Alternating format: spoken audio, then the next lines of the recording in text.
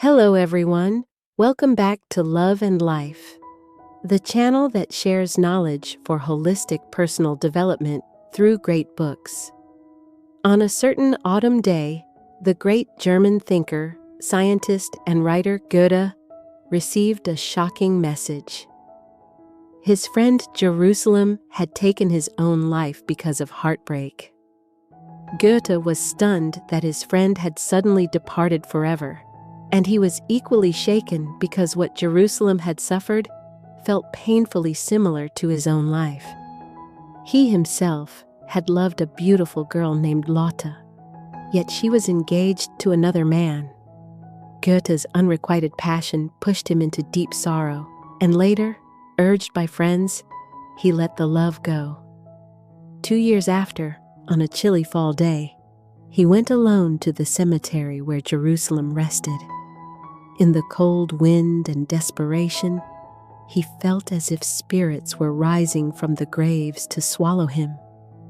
Goethe conceived the idea of writing down what he and Jerusalem had lived through, and in less than a month, he finished the story. It became today's classic, The Sorrows of Young Werther. Immediately after publication, the book caused a sensation across Germany, and for more than 200 years, it has remained a major classic, continuously reprinted around the world. The sorrows of Werther were not only the sorrows of many Germans of that time. Even today, they mirror the pain many of us face: pain in love, pain at work, pain about life and the future. Regrets and self-reproach from the past always ravage the fragile human heart. In the novel, the author writes that your misfortune lives inside your broken heart and your restless mind, and no one can erase it for you. Some say life is a great prison, but the one who truly imprisons you can only be yourself. Today, Love and Life shares a message titled, "The Only Person Who Can Imprison You Is You," through the classic novel, The Sorrows of Young Werther, so we can look directly at our illusions and limits of awareness, wake up to truth, return to our real selves, and live more meaningful and happy lives. You use illusion to confine yourself. Werther, a wealthy young man born into a turbulent society, was disgusted with the world around him and felt that only by going to the countryside and blending with the life of working peasants could he redeem his soul. So he moved to the lovely town of Walheim. There he lived close to nature, loved children, and made good friends among people of lower class. One night at a dance, he met a beautiful girl named Lotte. He invited her eagerly, told funny stories, and made her laugh like a flower in bloom. Gazing into her bright eyes, he felt sure he was the man of her destiny. Then, like a bolt from the blue, when the party ended, Lotte told him she was already engaged. Her fiancé was Albert. Werther was stunned, as if the sky had collapsed. In the days after, he tried to keep distance from Lotte, yet he could not escape the illusions inside his head. When people live in illusions, they love to analyze. Werther began analyzing how Lotte patted him during the waltz, how much energy she used compared with others, how when he held her hand, their eyes met, and her eyes, he believed, held the same happiness as his. When her carriage passed with her sisters, only she leaned out and looked at him several times. After many such thoughts, Werther convinced himself that Lotte did love him. He even felt proud of his conjecture, and the more he thought, the deeper he sank into obsession and one-sided passion. One day, they happened to visit a sick widow in the village. Lotte cared for the woman gently and carefully. Her eyes were tender and sad. But Werther stood by and imagined she was sad because of him. Back home, he told a friend with certainty that her every gesture was for him. Her eyes told him she loved him. He lived in fantasy. He imagined sweet love. He imagined a wedding and a life together until gray hair. Only when Lotte married did he stop deceiving himself, and then he collapsed completely.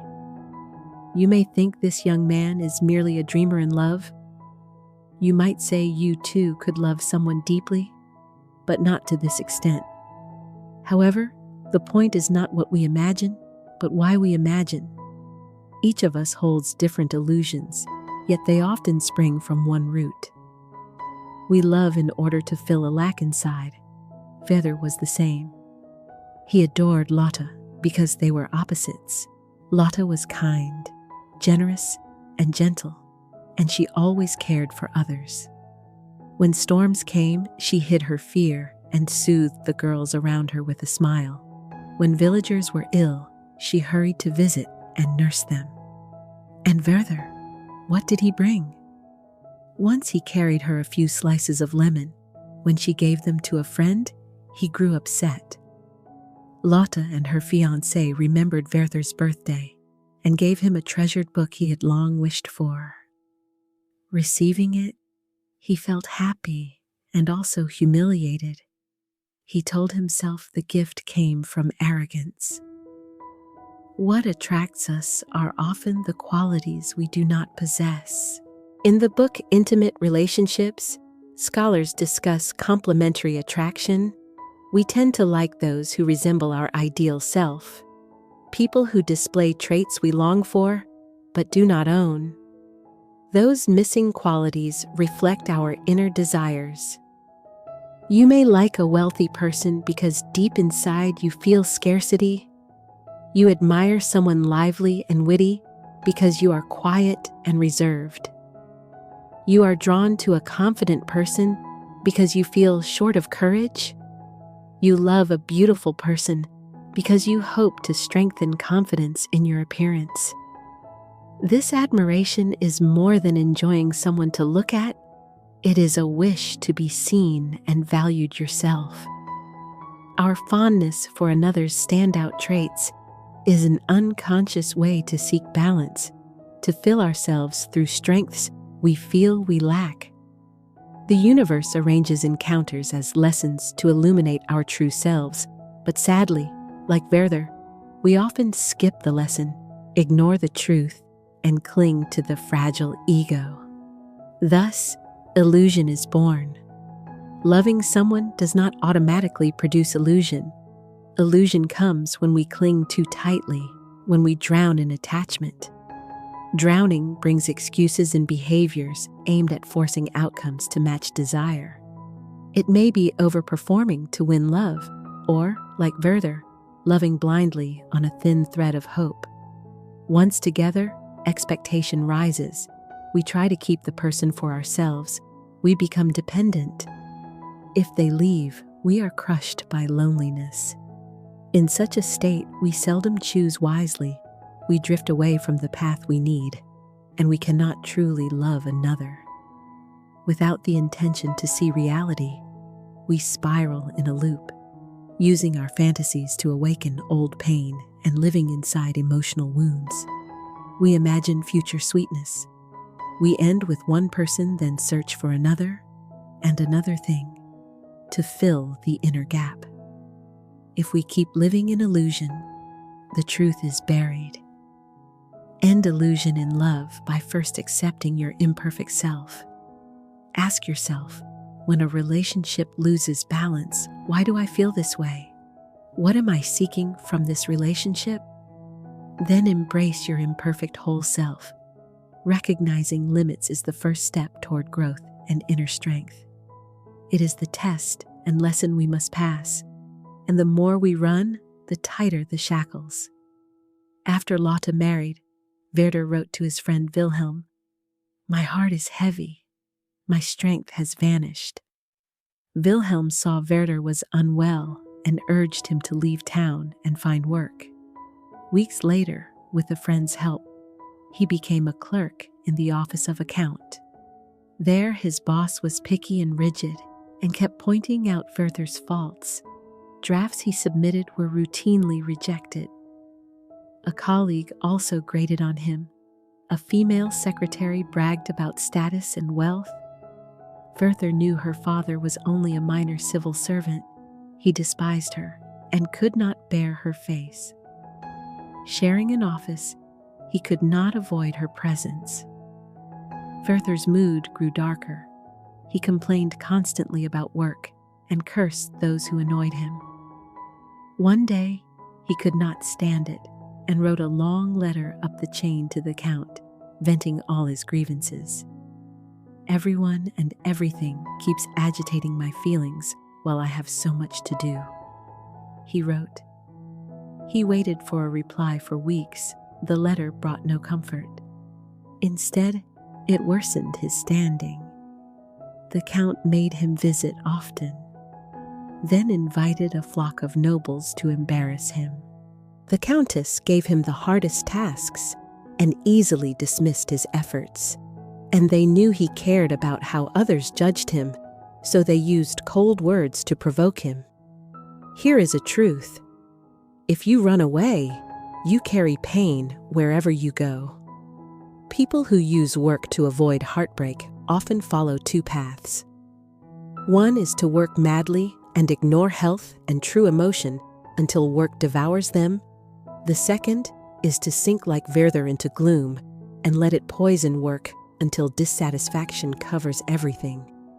Werther believed his sadness was caused by others, but he did not see that he himself generated the suffering.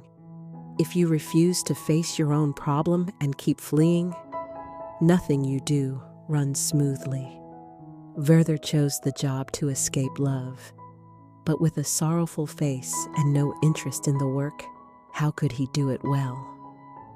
When work goes poorly and the boss is displeased, we think the boss is picking on us and we fail to see the problem within. The Little Prince says it is far easier to judge others than to judge oneself. The problem is always in the other, not in me. When we are troubled, changing desks or jobs does not make the trouble disappear. If you treat the wrong illness, it never heals. Do not use work to hide from pain. Learn to face, observe, and accept it. Pain is unavoidable in life. Only by meeting it directly can we heal and move on. When you work, make sure you choose it freely and carry your responsibility fully. Do not let emotion rule you or run from it. Then you will not be trapped in the emotional prison you built, because inner conflict will drown everything. Months later, Werther finally crashed under anger and pressure. His family could only let him quit and return to rest in the country he loved. Back there, he felt a rare lightness. He rode to a clear stream beneath green trees and strolled along a lane of wildflowers. The more he walked, the more uneasy he felt. He stopped and looked closely. This was the very path he had once walked with Lotte. In a heartbeat, memories flooded his mind. He grew frantic and longed to see her again. That evening, he lingered long outside her house before daring to enter. Lotte received him warmly and politely and played a bright piano piece, and the cheerful tune made Werther burst into tears. "Please do not play," he said. Then he ran into the dark. It turned out that tune was the first piece Lotte had played for him the night they met. In the lonely dark, Werther was surrounded by painful memories, the faded and unfaded love with Lotte, the humiliation from the Count, the disappointment he caused his friend Wilhelm, his mother's dashed hopes. These things left him defeated and powerless. His mind lost direction, and he looked like a madman.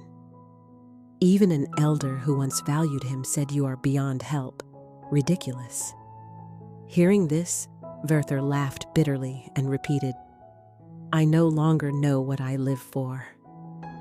On the 21st of December, the second last day before Christmas, early that morning, he wrote a letter to Lotte, and afterward, he ended his life forever.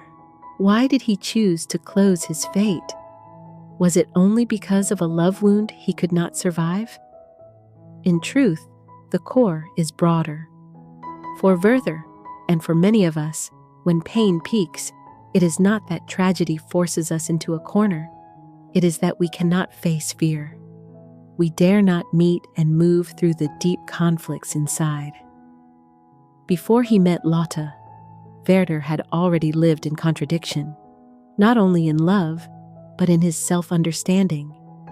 He saw himself as a painter, yet did not truly commit to painting.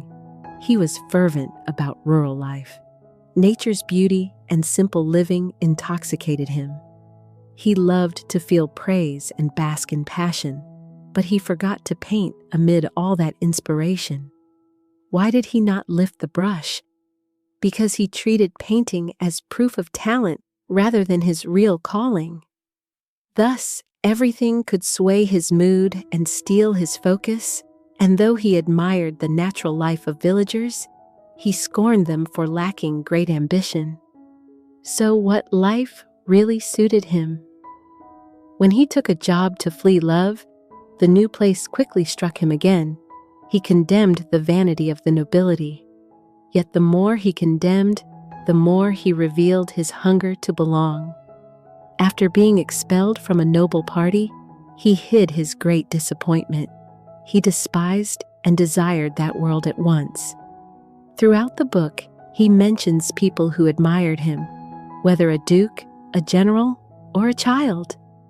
He liked Lotte and her siblings because he felt they liked him.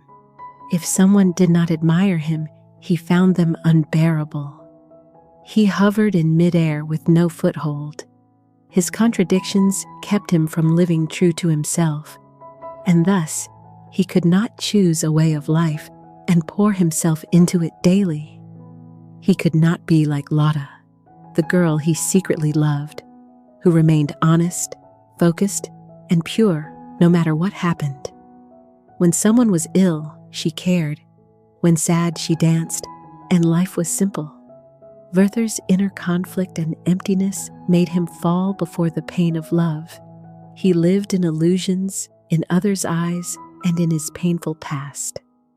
At times, he tried to step outside and advise himself, "You cannot go on as before, brooding over what you cannot have.